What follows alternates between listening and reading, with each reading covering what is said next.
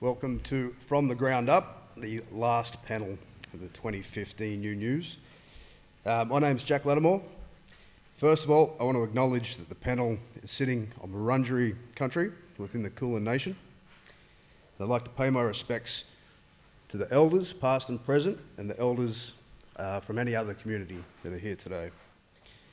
So,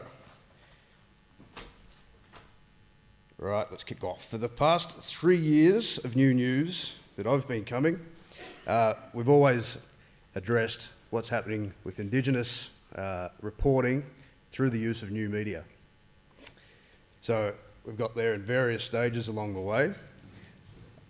I'd like to go a little bit into that today by asking Amy that you've recently moved from working for an independent online publication across into working for oldie schoolie radio.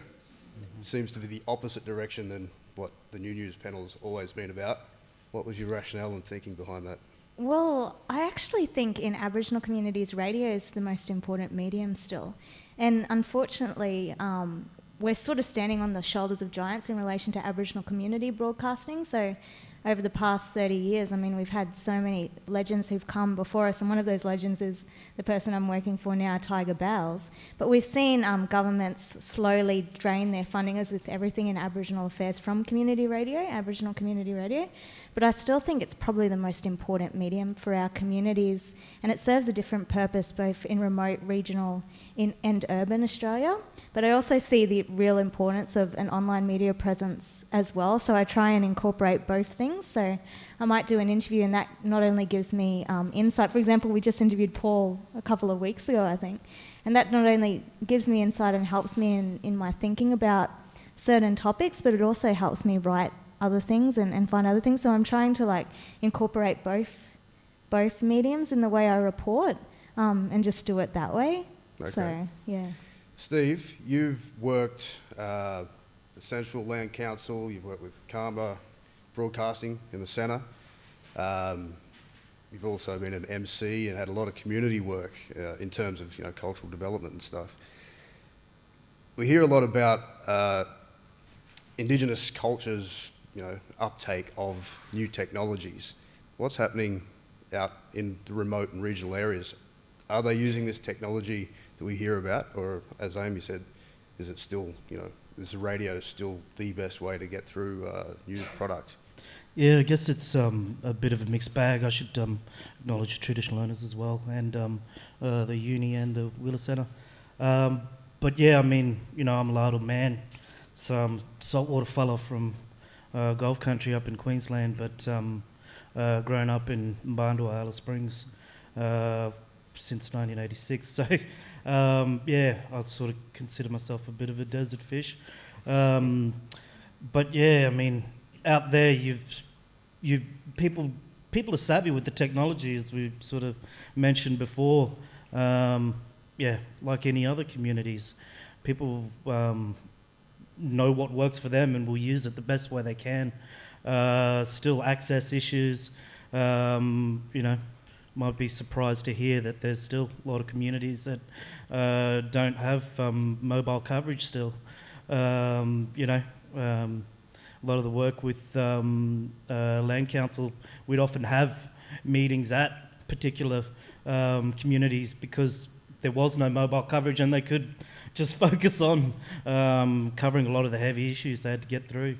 But yeah, like I said as well, even the deputy chair of the Land Council, Sammy Butcher, who's guitarist for Warumpi Band, him last week, just expressing his opinion about, I think there was an incident at the Papunya Sports Weekend, which the ABC covered as a riot, and he had his 2 bobs worth to say on Facebook, and I could share that straight away, even though ABC didn't bother to get an opinion from him or couldn't. Yeah. So yeah. I do want to explore some of that representation a bit later, but before we get to that point, I want to cross to Allan. You're almost in contrast with what Amy's done. You've come from this traditional legacy media of NITV, Who else? ABC. SBS, Living Black, ABC, Fairfax, yeah. and then slipped into this upstart, this BuzzFeed, who's came to Australia relatively recently, within a year, I think, and have provided an Indigenous beat. So what's your view on the affordances that, say, new media are providing for Indigenous people? First of all, I'd like to acknowledge traditional owners as well. And thank you for having me on their land. Yeah, it's a good question. I come from legacy media. I did most of my training in Fairfax, SBS. I worked for a number of years. And for ABC in a very different capacity as a Western Sydney reporter. And moving to BuzzFeed was a very, very exciting opportunity. I was very wary of it. I just wondered why this $500 million US company wanted to hire an Indigenous affairs reporter. I just couldn't get my head around that. So after a number of meetings with my editor-in-chief, Simon Carrera, we he just said that, you know what, it's time that a country like Australia has an Indigenous beat as a main round. And coupling that and complementing that is also an LGBT beat, which is really exciting. Lane Sainty runs that. And our politics reporters as well focus on a lot of issues that mainstream media don't. So that piqued my interest. I went in there, but I'm afforded a lot of autonomy, and I haven't been assigned anything yet, which has been a luxury of my career, which is great. I've been able to find stories, but the sheer volume of getting the stories out has changed. I've had to adapt to coming from ABC to a very American-style news system, which is let's get stuff out every single day, plus travel, plus, let's talk to talent every day. So, it's exciting. And it's really, I think, scared a lot of traditional media. We cop it all the time in The Australian. People put quotation marks around, BuzzFeed journalists as if we're not journalists. But at the end of the day, it's really exciting to be able to share stuff with communities immediately. I worked for 7 years at Living Black, travelling to remote communities as a video journalist on my own. And most of those times, we never got feedback. We were never promoted by SBS as much as they loved us. And we never got, the communities never really got to give us feedback or actually watch the content. So something gratifying about BuzzFeed is it's online. 80% of our traffic is from Facebook shares. Our main site no one really goes to. So that's exciting because I can put something out and within 2 days it's on our US site, it's on our UK site, it's on our Australian site. People are sharing it all on Facebook and I'm getting to see immediate feedback. And communities and people I interview out in the middle of nowhere are able to immediately see the work and so share it. You are experiencing that immediate engagement. Yeah, exactly. It's like I said, I don't think I've ever experienced that in my life. Even at ABC, there's a bit of a bubble. Like, you're working towards a 7 p.m. bulletin, it goes to air, and then you tune out. You don't want to deal with anything unless you get a complaint, and then you have to deal with it. All right. But yeah, it's exciting. And I'm from Burke, a very small town in Western New South Wales. I was born and bred there, and so I have a relationship with the media. I know how negative it can be, so I feel like this is kind of a way of empowering communities by getting something up straight away and sending it to them. Well, that empowerment and self-determination is something we're going to come back to as well in a moment. No worries. First of all, I'd just like to welcome Paul. He's our white representative today. Fairly well, awarded and stuff. You've got a couple of Walkleys now. What else? I've got it all written down here. Yeah. But last year, you won the Walkley for Indigenous coverage for The Guardian, an online new media. Yeah. You came to it pretty recently.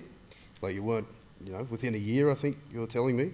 And before that, you worked with Fairfax and storied sort of career. Sure. Coming to Indigenous affairs so recently, what do you still see as some of the issues that legacy or dominant big media are overlooking? Well, where to start, Jack? I would like to acknowledge the traditional owners too, and I'm very pleased to be here on their land. I think the legacy media companies ignore depth and breadth when it comes to, I think, reporting of Indigenous issues generally. But the big thing for me, and the real eye-opener for me, an epiphany really was, and it's a starting point as far as I'm concerned for dealing with Indigenous issues today, and that is Indigenous history and the frontier and what happened when this continent was invaded, and what has happened ever since really to Indigenous people all over this land. For me, I grew up in Melbourne. I had a pretty privileged upbringing. I had a fairly classical education. I didn't knowingly come across a lot of Indigenous people early in my life, and I was a journalist for a long, long time, and even covered issues like land rights and native title without actually really drilling into what that was all about, what had happened. So for me, when I started, I'd basically given up journalism when the Guardian came along.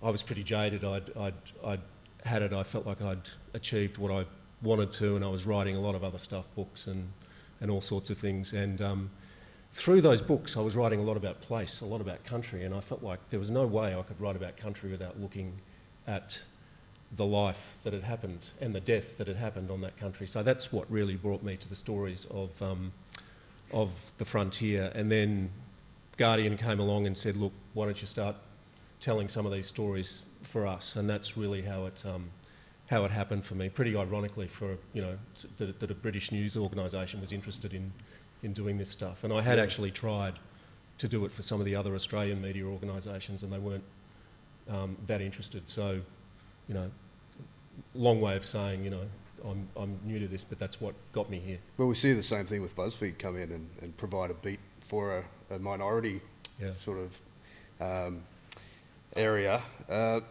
What has it provided you to, you've been able to talk about repatriation of bones? Well, I have just been astounded and shocked, but kind of glad to, really privileged in a way, to be put in a position where I can tell some of these stories. One, for example, you're talking about a major story I did last year. I came across a story which centred around 700 boxes of Indigenous bones in a warehouse in a place called Mitchell in the outskirts of Canberra. And I just thought, can you imagine a situation whereby there were 700 boxes of European bones and no one was talking about it? Mm-hmm. And there was no firm move afoot to find a permanent keeping place for these bones. And then, it logically follows to tell the story, to give name and character and story to these people. So that's one example, I suppose, Jack. Mm. And also, I'd like to add that you're fairly well regarded within First Nations people in the way that you tell stories. And just to segue into language, Amy, recently on social media, you were saying that the importance of language. Could you just explain a little bit more about why language is important for, represent the reporting of Indigenous coverage?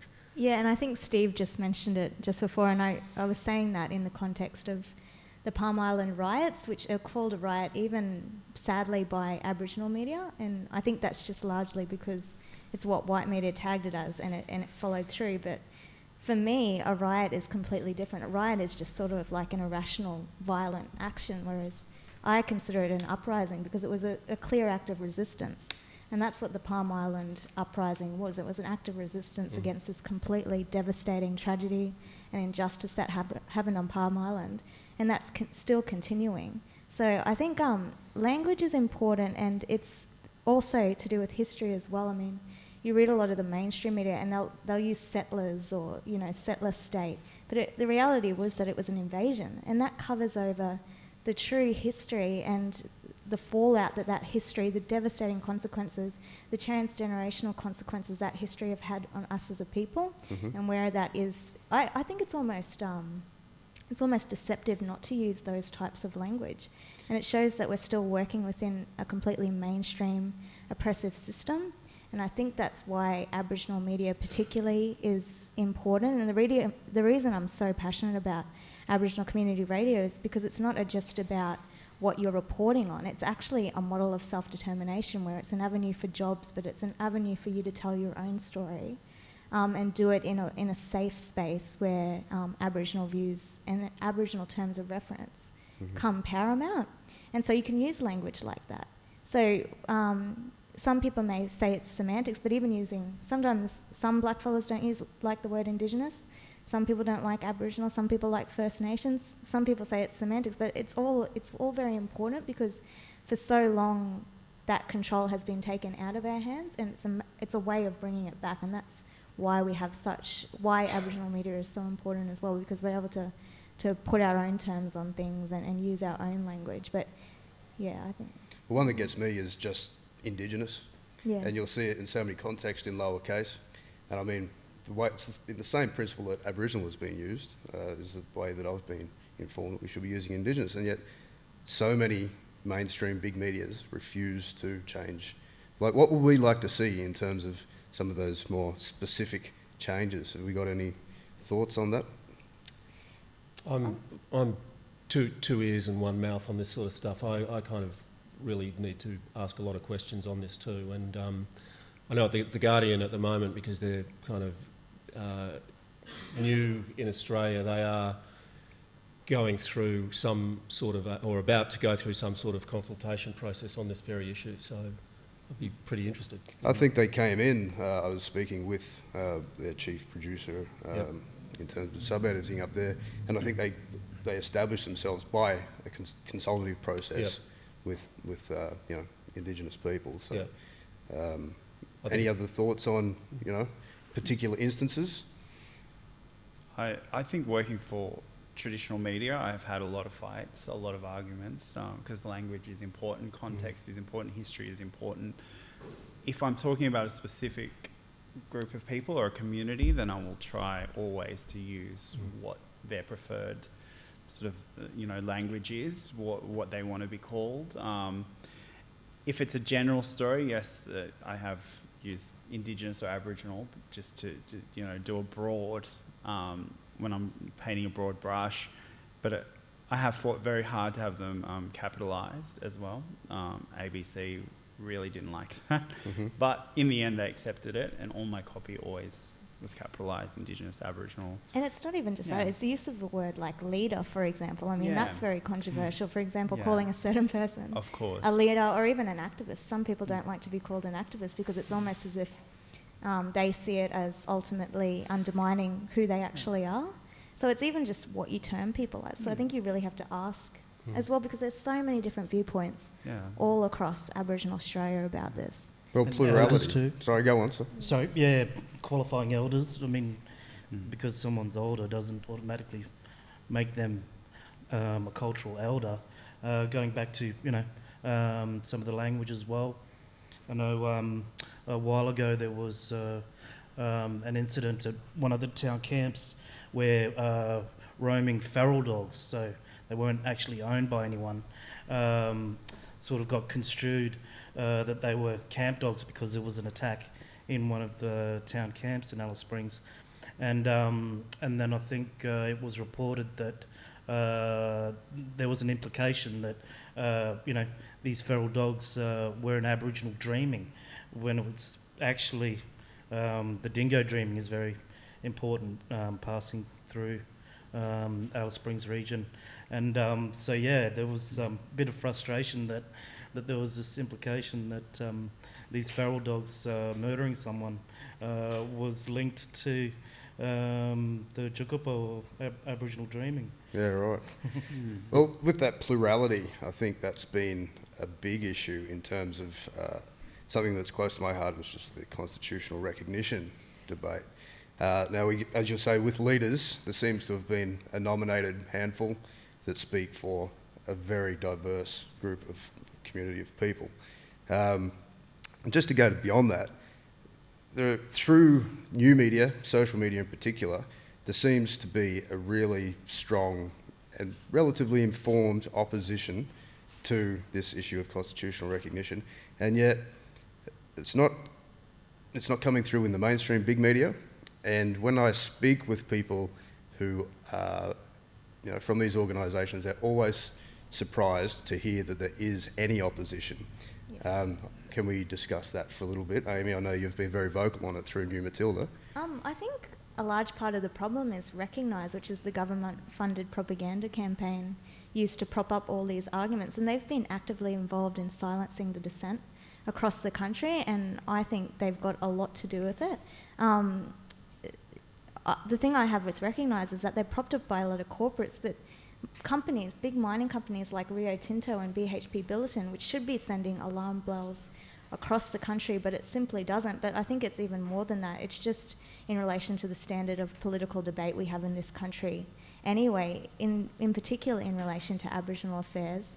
And just the framing of this political bipartisanship around this issue as a good thing, as if it's something that Aboriginal people actually want, without actually going to ask anyone in community or at the grassroots level whether that is actually what they want. It's very much about just framing those in power, not asking questions of those in power, why do you want to do this?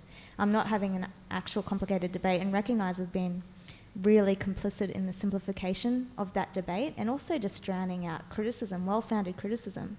They don't seem to want to have anything to do with that. And when you look at the fact that Aboriginal organisations have been defunded all around the country and subject to these savage funding caps, the fact that they're still getting all this money thrown at them to pursue a government agenda is very concerning, and it's something that the mainstream media should be questioning more. And they can do that by taking the lead of Aboriginal media. And also, Paul's written on it, Celeste Little has written on it in The Guardian. So the problem is that there's these strains in the mainstream media who will do the right thing, but overwhelmingly the whole system and the whole structure is set up to disempower you. So that's where you just get this sort of uniformity in views. Yeah, absolutely. I concur with everything Amy's just said, and just add that I think one of the big issues with this, one of the big problems and obstacles about having a much more rounded debate about it, is that so much of the reporting of constitutional recognition comes out of Canberra, comes out of the parliamentary press gallery, and the view there is firmly on the politicians. And as you say, there's a fierce bipartisanship on this, so it means really, I think that a lot of the journos who look at it there just think, oh, okay, it's settled. There's no political dissent here. The blackfellas are for it, and don't actually make an effort to look out there and talk to people. And because these people don't ever, or very rarely, go to communities, except if it's following Tony Abbott to Yirrkala or somewhere else, they don't actually get to ask people on the ground, hey, what do you think of Recognise? They don't even do it then. They went up to the Torres Strait. They could have asked anyone. Yeah. Majority Torres Strait Aboriginal population, and they refuse to. But I think it's actually worse than that. I think they don't even realise they're doing it. Like, they have this ingrained prejudice to believe the people who are more like them. So obviously, even though Abbott's the Prime Minister, he's more like you. Like, we've got such a mainstream media dominated by non-Indigenous people. I think that's part of the problem, but you don't realise it. They don't realise they're viewing things a certain way. I think so. And we had this absolutely ridiculous position where you had a Prime Minister who was saying, hey, I'm going to sweat blood for recognition because that is what they want. And yet he would, in the next breath, say, by the way, there was no one here in 1788, Yeah.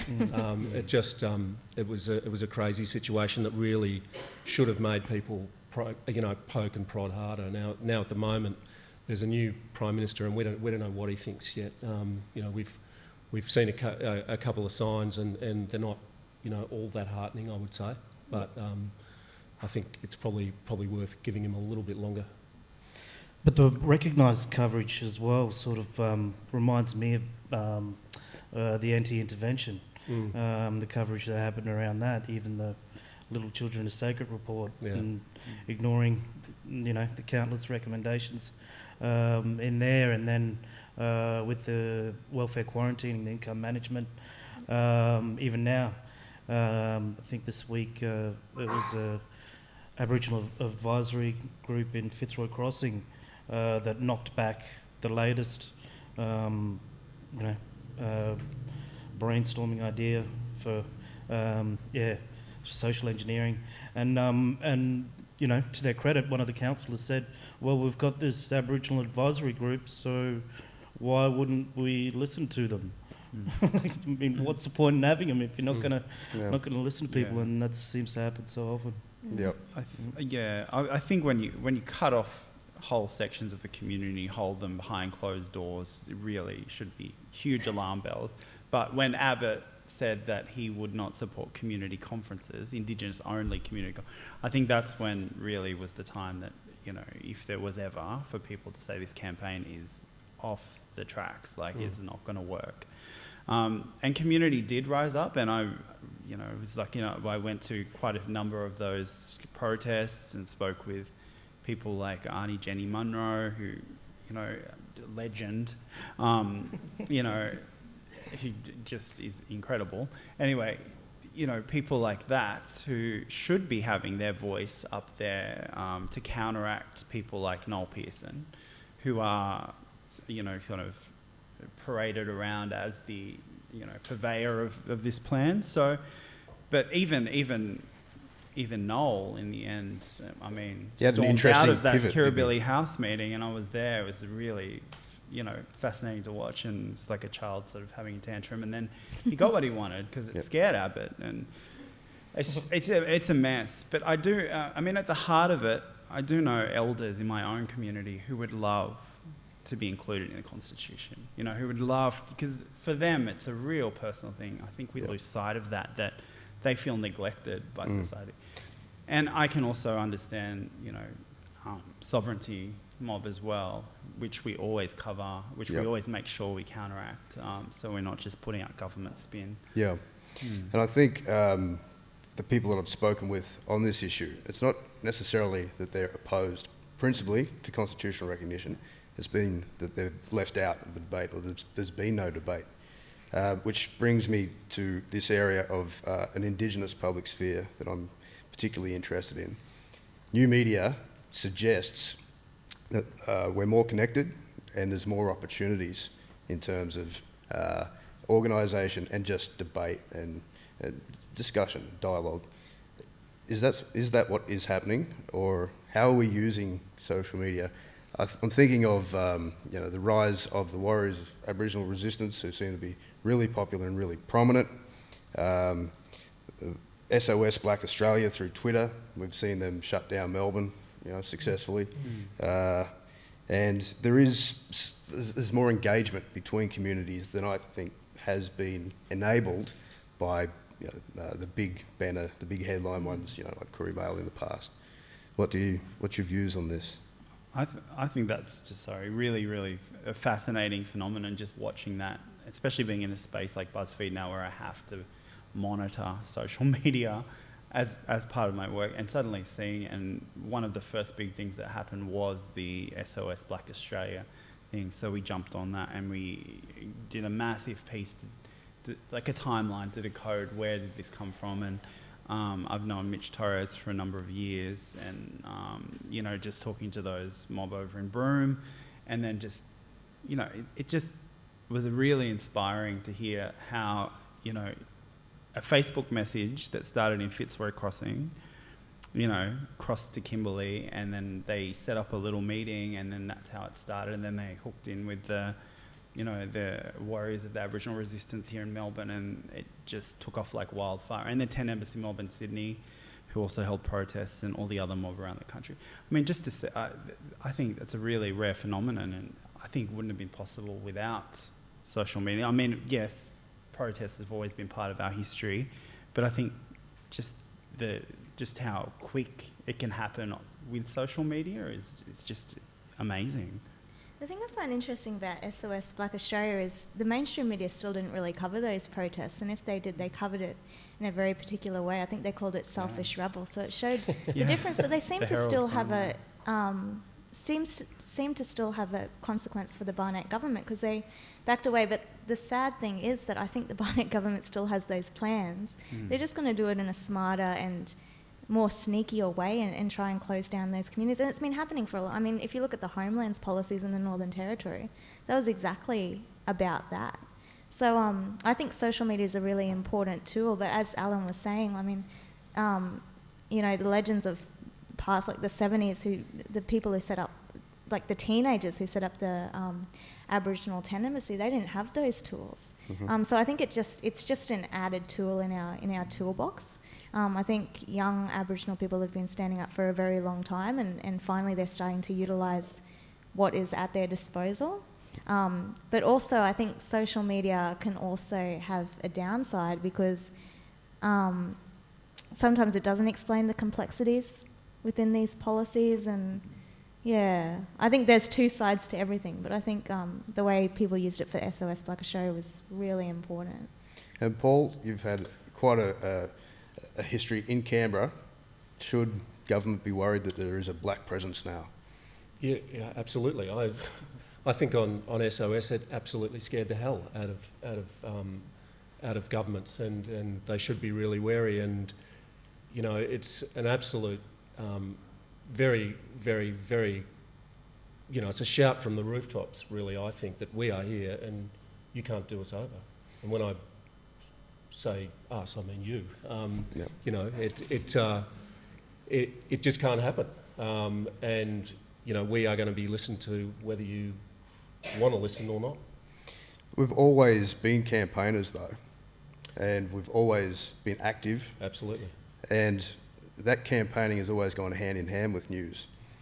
Are we still sharing news information across these networks, or is it just primarily for political activism? You're talking about social media? Social media, yeah. Well, I think, you know, Allan was talking about BuzzFeed before, how it's, you know, 80% disseminated by Facebook, and I think it's probably not quite to that extent with The Guardian, but yeah, I mean, Guardian relies on social media to get its stories out. People pick up the newsletter, pick it up on Twitter, you know, pick it up on Facebook, you know, as well as go to the site. I guess the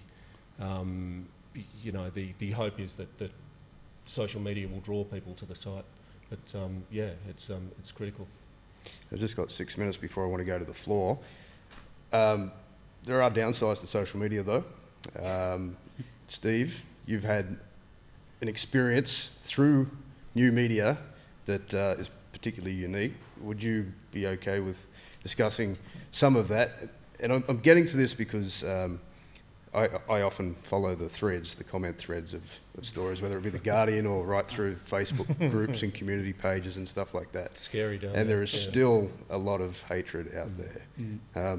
Would you mind sharing your experience? Oh, that's cool. Yeah, so what was it, about 2010?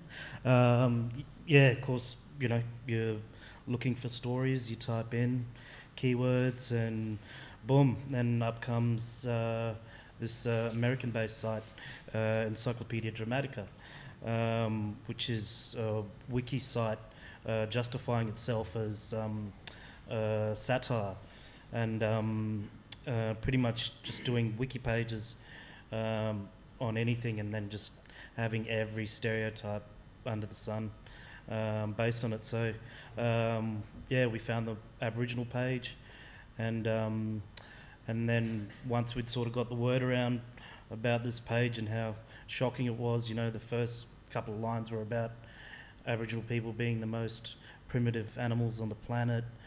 You know, they rape their children and all sorts of, yeah, everything you could imagine.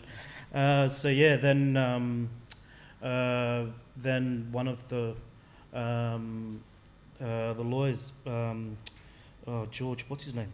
Newhouse. Yeah, George Newhouse bailed us up and said, you know, do you want to put a complaint in, and gave us the support to put the complaint in, and ironically, once we'd sort of got Google to take off the links for when you type in the keywords. Because it's a trolling site, so part of the whole point of it is that you get people to criticise it, and then they bag out the people that are doing the criticising. And there's this Streisand effect where they had Barbara Streisand wanted this photographer to take off photos of her house, and then of course once she's complained about it, then everyone goes and sees where her house is or sees the image. So the same principle applies. And so then they did a page on me once they found out about the Human Rights Commission complaint, and so then they started attacking me personally. I think originally they had it linked to the web page, the Aboriginal web page as well, wiki as well. And then when I actually did have a conversation, I think in one of the article comments with someone linked with them, then I said, well, you know what? It's actually good they've targeted me, because now you've humanised the page.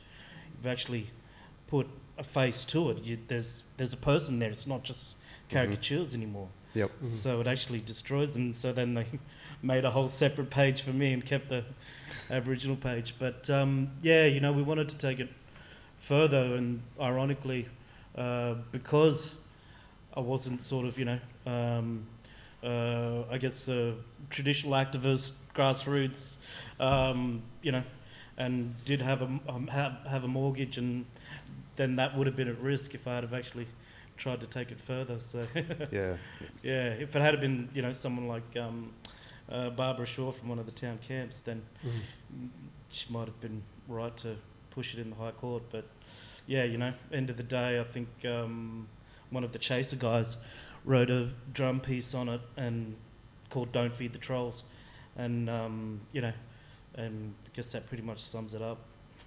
I guess it shows the problem with the internet, because in mainstream they wouldn't be able to do that without certain consequences. Often they get away with a lot of things. But I think it shows the murky arena of the internet, and how much can actually happen there, and how much racial vilification can actually happen there, and there's no sort of protection against that. Yeah, you can't regulate it, can you? No. It's really develop sad. new strategies. All right. We've got about 22 minutes, and I think I'd like to throw to the floor, because there's probably more astute minds out there than mine. So what have we got? I just have a question for Allan, particularly because I guess you've got insight into both sides. Do you see the kind of new media taking more of an interest in Indigenous issues? Do you see that might be something that actually might push the legacy media to kind of pick up their game, or is it just this kind of two roads in two different directions? I think it's really interesting, because BuzzFeed isn't traditionally a news site. In fact, it started as what they call a viral lab in New York. Jonah Peretti, our founder, just wanted to find out why videos went viral, hence the cat videos. So they just go crazy. And all he did was take them off YouTube, put them on his site, and they went insane. Now it's grown into a large, burgeoning media company. The news division in, say, in the UK and the one in the US and Washington are massive, one in LA. Separate from that buzz, Australia, we're just starting to see that. I don't think new media is going to push legacy media into being more active in pursuing Indigenous affairs, or even making it attractive to their reporters. I mean, I started, and I was only there for a little while at Fairfax, and it was very hard. I mean, Indigenous affairs was something a reporter was kind of given, and begrudgingly, and they really didn't want to do it, and they just kind of went out and covered it. But if I tried to do it, I wasn't taken sort of as an expert in it, even though I'm black. So ABC is the same. I think it's just not attractive for young reporters. I keep saying universities, colleges, that's where it starts. You need to make that an area that is interest-based. So, people feel like they can have a valuable career and in it when they leave university. At the moment, it's just kind of dangling on the side, and no one really wants to be a part of it. So I think new media, it's exciting, this wave, because they don't have any, you know, particularly BuzzFeed, we don't have any premeditated ideas of what Indigenous affairs should be, what it shouldn't be. I'm able to control that ship. Legacy media, I mean, it's really ingrained in its ways. So, you know, not to mention all the political interests and all of that as well. So, hope that answers your question. I'm going to stand up. I'm a little fella. I just want to take up one of the things that Amy said was about, and social media, about it sort of sometimes it's not sophisticated in the coverage. It's relative, I think, to a thing that Paul said earlier about before he started working for The Guardian, of thinking about or writing for other Australian media. A couple of things that Paul and Amy said in that last exchange which interested me, and I don't doubt it, but one of the things that Paul said is that, you know, that some journalists would say, well, blackfellas are for it, you know, they think that everyone's in favour of recognition, and Amy said, well, you know, people sometimes, you know, they go through the motions and they may have a certain position without really analysing it. One of the things that's always concerned me is I think long-form media written by blackfellas is really important, and it's really lacking. I know that New Matilda do stuff, and as a white fella, Paul's done great stuff at The Guardian, and I've corresponded with Paul, but there's a real absence of long-form media written by Aboriginal writers in mainstream publishing. And I take again the points that people have just made about, you know, whether you're at Fairfax or the ABC, it's given minor coverage. But I'm interested in the way that some outlets disguise themselves as a liberal organisation and still deny the presence of Aboriginal people. And for me, the main one here would be the Monthly and its offshoot of the Saturday Paper, because the Monthly and the Saturday Paper have been sort of voice boxes for Noel Pearson and Marcia Langton for many, many years. So you couldn't say that they don't want to cover the issues. They want to cover them in a certain way, and they want to cover them through certain people. And the other thing I think is that their liberalism, or their even left-leaning politics, its disguise is restricted to Aboriginal people. I remember when a friend of mine, Christos Chalkos, wrote a piece for the Monthly, the front banner headline said, "Why we hate refugees," in a very explicit way. There is no way you would ever see the front of the Monthly saying, "Why we hate blackfellas," and some white fellas do hate blackfellas. So in the sense of a media like the Monthly, they do, sorry. In a sense of a media like the Monthly or the Saturday Paper or the Age, their lack of Aboriginal coverage is not an accident. I think their lack of Aboriginal coverage is in fact that they have a very narrow sense of what liberalism is, and they are in fact much more racist than the right-wing press because they disguise themselves as progressives when they're not.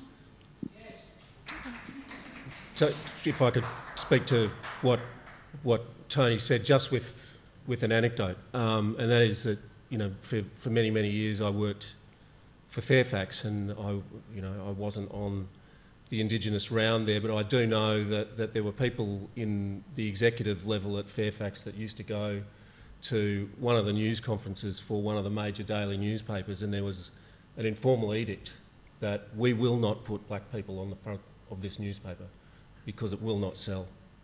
I think that goes straight to what Tony is saying. I think if you are a genuinely liberal news organisation, you will cover these issues properly. I'm quite proud to be associated with The Guardian because they are making an inroad in this area. They are showing commitment to it by appointing Aboriginal columnists. I think there's 2 of 8 permanent columnists are Indigenous, and another regular contracted contributor is Indigenous. Negotiations are underway at the moment to hire 2 full-time Indigenous staff, I'm told. I was told that this morning by the editor, Emily Wilson. So I think, you know, if you are serious about this stuff, then you'll put your money where your mouth is. And I think Tony's right in what he says. And I agree, and I think in addition to the Monthly and Fairfax and the Saturday Paper, I'd add the ABC to that as well. I think they've been so destructive in so many ways to Aboriginal policy. Obviously the biggest example of that is the anti-intervention But I think they're just as bad as the Australian. The Australian will occasionally do some good reporting, and you'll actually be glad that the Palm Island, the death in custody of McQuire Gumerungi was a really important example of that. But the policies they continually prop up, and the ABC doesn't even do anything to challenge it either. I mean, if you look at the recognised debate, the ABC have been propping that debate up as well. So I think the ABC are even worse than the Monthly or Fairfax. And I would agree with the sentiments about Fairfax when you look at the reporting that led to the Royal Commission into death in custody in 1991. A lot of it had to do with a really important editor at the time at The Age who put pictures like that on the front cover and who wasn't scared to campaign. And I think that's what we're missing, is a lack of campaigning journalism. But it's never going to be up to the mainstream media because they're never going to do it. I mean, we've seen it in the history of Aboriginal affairs. They're just not willing to. And we have to get strong writers like Tony into the mainstream media. And I used to actually edit this publication called Tracker Magazine. We used to publish people like Gary Foley, which used to be picked up all around Australia. So I think it just shows that we really need to find a way to fund solid Aboriginal media that will provide a voice and a platform to long-form Aboriginal journalism. I think that's one of the main things we need to do. And I think it's going in that direction. Luke Pearson has something in mind for that. Does anyone here, I know that you've had a lot to do with Luke Pearson, The Guardian does as well, and I think Allan as well. His idea is to create a new, black-owned... Well, there's a difference, like that's opinion and comment, but I'm talking about journalism. Yeah, you know? no, I think that's been what we're really missing. Yep. And to really tease out issues. Like the thing I'm really interested in at the moment is family violence, but how it's reported in an Aboriginal context, because it opens up space for people like Marcia and Noel Pearson to step in with these ridiculous right-winged views that continually disempower people because they don't fundamentally understand what's happening, and we're not able to explain it to the rest of the country what's happening. It's so complicated, and they're able to just get away with simplistic viewpoints. All Aboriginal men are bashing their women, blah, blah, blah. And I think that's because there's a fundamental lack of understanding of the complexity that all starts with the history as well, which is why I think, Paul, your writing is so important, particularly putting that on The Guardian. So I think we just need journalism, and we need to instill our Aboriginal journalists with those skills. And I see so many young people coming up. I see one in the audience, Rachel Hocking. So we've got them coming up. We just have to make sure they're supported to actually do that sort of journalism. Yeah, my understanding is that he's trying to move in towards breaking news and creating a platform for journalism as well as what Indigenous X already provides. Have we got another question? Sorry, you can't hear me. About language, Amy, you spoke about it before. In terms of words that in the mainstream might be considered a bit controversial, like genocide, or those kinds of quite strong words, if you look at some examples and you look at the definition of genocide as an example, it happened. But to say that in mainstream media would, everyone would just go ballistic if you use that term. Have you found, perhaps in The Guardian or Allan, in your work, have you ever felt that you've had to tone down what you really want to say? Yes, short answer.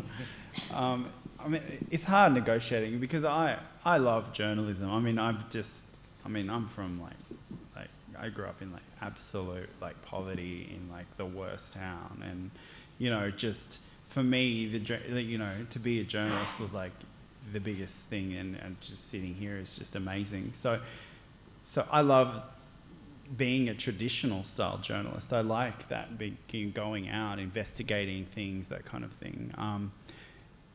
But that comes with a lot of dangers, because obviously that means I'm working in established newsrooms where there is a sort of unspoken rule, you can't use words like genocide, where I might use that word. I've tried it. I've tried all of them. Sometimes I compromise, and other times I won't. Sometimes I'll leave the story, particularly if we're talking about, say, one of the big things for me, I guess, is a good example is around when we talk about, Anzac Day or, our military history. Frontier wars is a really big thing for me, and that's something I never compromise or is reported as actual wars that happened, because they did.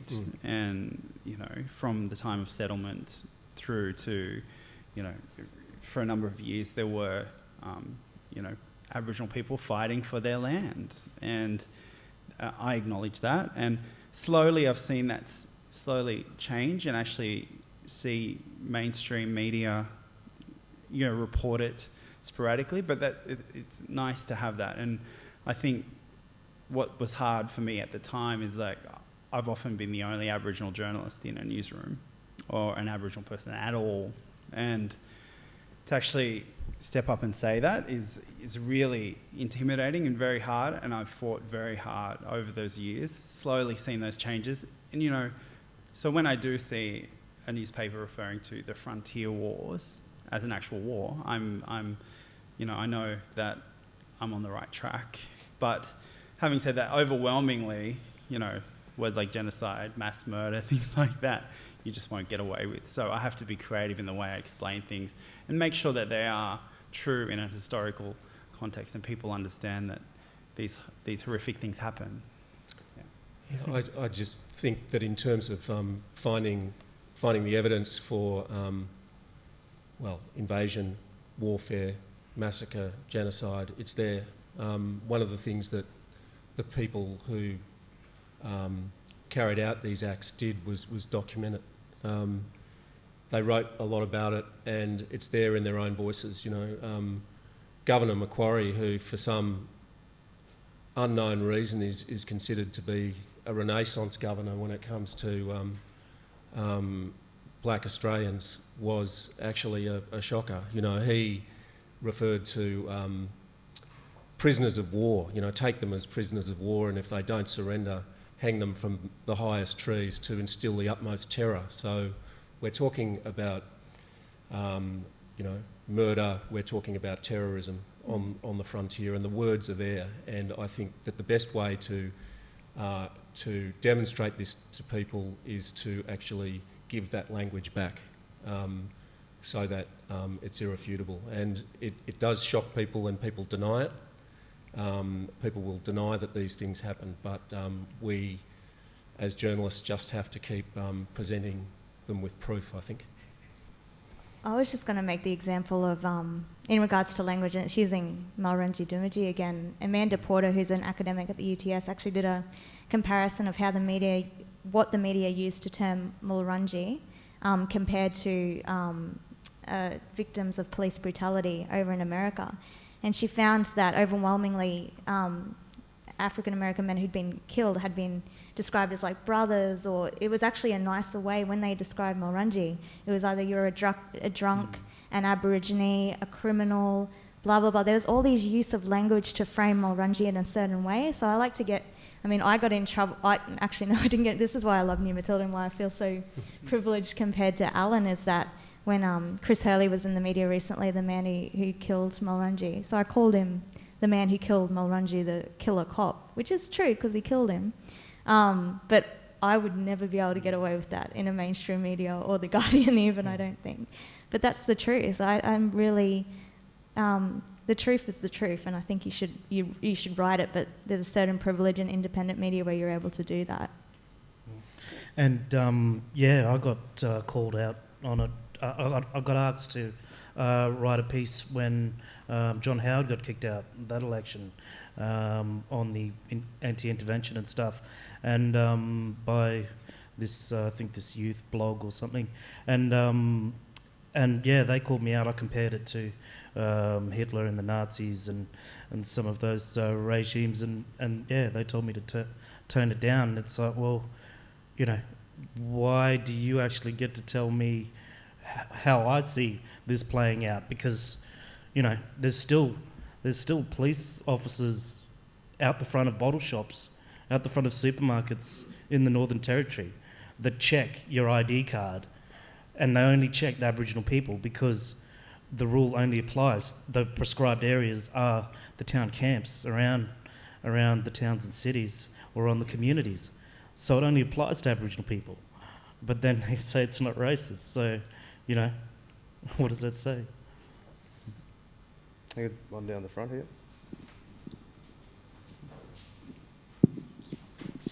Hi, so I'm a French journalist and I arrived a month ago in Australia. And I started to ask a lot of questions to white people here about Aboriginal, and I felt like they didn't know anything at all. So my question is, at school, what do the children learn about Aboriginal culture and history? They learn nothing, I don't think.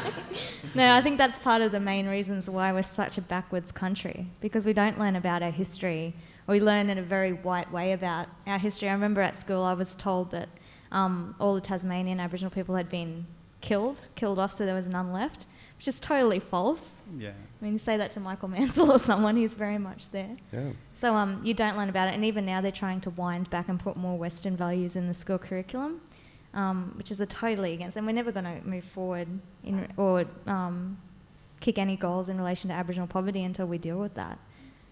Yeah, I'd never encountered it. I'm probably a little bit older than you guys, and I never encountered it at one school I went to, and then I moved to another, which was closer to a traditional Aboriginal mission.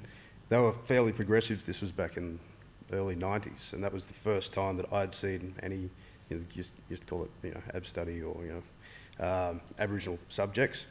And there was only Koori kids and Guri kids that were enrolled in that class, not many white people. And I think with, in particular, the comment threads that I read, a lot of that miseducated or uneducated and arrogant and sort of biased views, that's where it's coming through. And I was going to say, it's very difficult to regulate that, but maybe education is a good place to start. Yeah, it's terrible, really. I think the story that kids pick up at school, and it's probably not quite as bad as when I was at school, but so marginal it doesn't make any difference, is the narrative of benign settlement, that somehow, yeah, sure, the white people came and they just went or something, I think that's what we're imbued with, and the fact that there has been, a political debate about whether there is actually too much black history in the syllabus is just totally absurd, but a really, really incisive kind of look at where Australia is today. So what you've picked up since you've been here is spot on, unfortunately. Mm. All right, we've got time for one last question. We've got 2 minutes to go, but I'm happy to go on further. No, don't give I'm them the scared mic. now. I just want to address both those last two questions. I teach history. I teach 1,000 students a year at university. I teach history, and to this day, virtually all of the students who arrive in my class who went to school in Australia know sweet fuck all about anything to do with their own history. Yeah. So, that's the answer to that question, to my French colleague up the front. But the question a moment ago about using terms like genocide and that, the way you counter the ignorance that's out there in terms of that is to educate yourself. There's a huge body of academic work on the question of genocide in Australia. Go and educate yourself, arm yourself, and then you can counter these morons who want to be, the moron denialists that are out there. And the whole question, well, a lot of what I've heard here this afternoon emphasises the need, as Amy said a little while ago, for a strong, independent Aboriginal publications. The best Aboriginal publication in my lifetime that I've ever known was Tracker magazine, which was edited by Amy, which was one of the most magnificent pieces of work, like I said, that I've ever seen in my life. But that got closed down by a bunch of corrupt arseholes in the New South Wales Aboriginal Land Council. That was a disgrace, it was a scandal, and yet where was the Aboriginal media examining that issue, criticising the New South Wales Land Council for what they did, and exposing the corruption that was behind the closure of Tracker magazine. Now, what happened to Tracker magazine is an example of what does happen if you do develop a strong, independent Aboriginal publication. It will get knocked off. I didn't believe that Tracker could get knocked off because it was, a publication owned by an Aboriginal organisation.